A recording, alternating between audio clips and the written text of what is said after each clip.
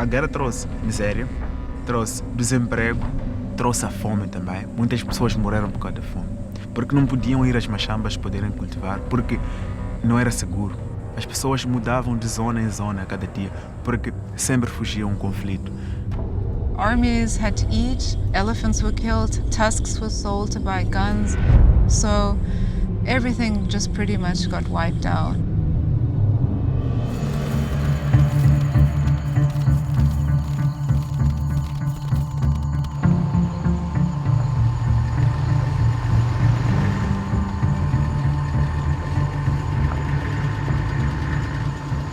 When I got here, nothing was known about lions. There'd never been any formal research on carnivores.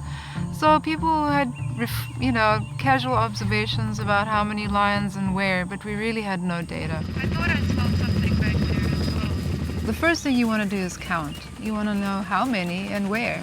Where is everybody? But we had a hell of a time in the beginning actually finding lions in this wilderness. It's mostly roadless. It's long grass habitat, so we worked in the beginning just to be able to see lions. There's a beautiful lion.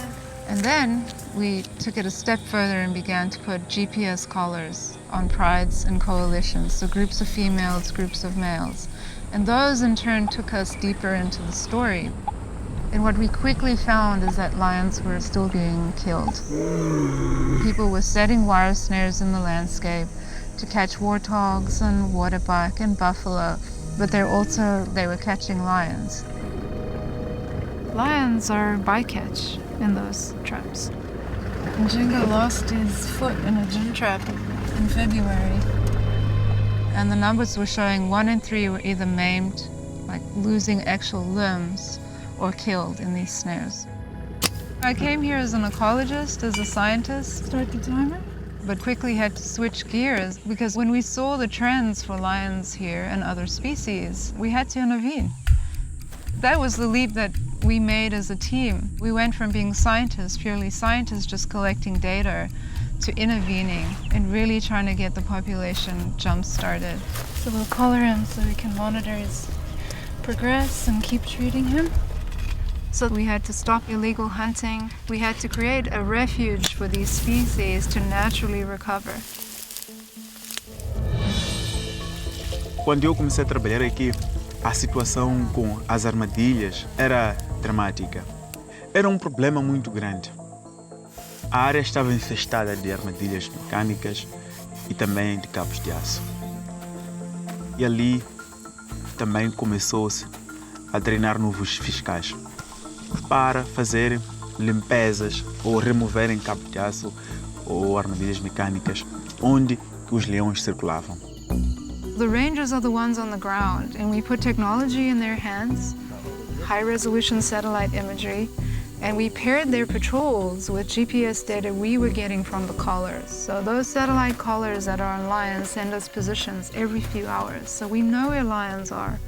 We know where the core habitats are. And so we know where to focus strategic patrols. In the first 2 years, we saw a complete turnaround in the situation. Lion poaching declined by 95%. We haven't had a lion snared in over a year already. And believe me, I look. Já é possível termos em todo ano nenhum animal cair na armadilha. E isso para nós traduz-se num resultado fantástico. Agora o que resta é realmente preservar aquilo que nós temos.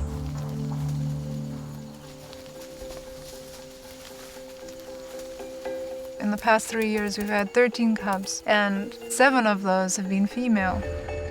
And that's the beauty of lions. If you give them the opportunity, they grow. They breed almost every 2 years.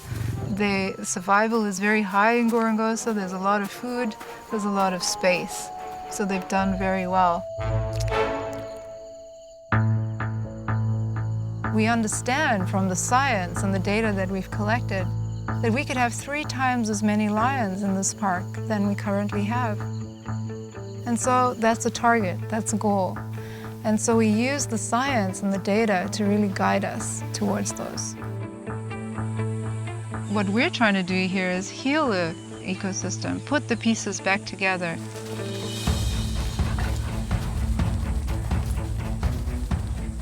the lions took us straight to the heart of a problem. And once we solved that problem, it laid the ground for all these other species to come back to. It really was just a matter of letting nature do what it does best. And we did that by just taking the human factor out of the situation. So where before humans were having a negative impact on populations by setting snares, by shooting animals, you remove that and you just step back and you let nature take its course. And in a system as robust and resilient as Gorongosa, you can let that happen.